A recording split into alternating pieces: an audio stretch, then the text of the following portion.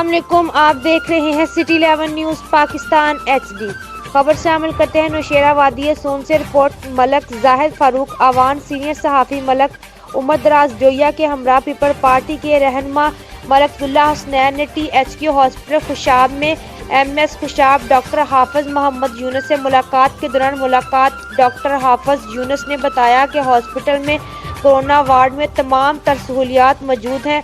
इसी तरह दीगर मरीजों के लिए भी अस्पताल में तमाम सेहत आम की सहूलियत फराम मकदार में दस्तियाब हैं। हुकूमत पंजाब सरकारी अस्पताल में मरीजों को मुफ्त अद्वियात की फराहमी के लिए कतई रकम खर्च कर रही है। अस्पताल में जदीद तिबी सहूलियात की फराहमी को मुमकिन बनाने के लिए तमाम वसाइल बरूहकार लाए जा रहे हैं।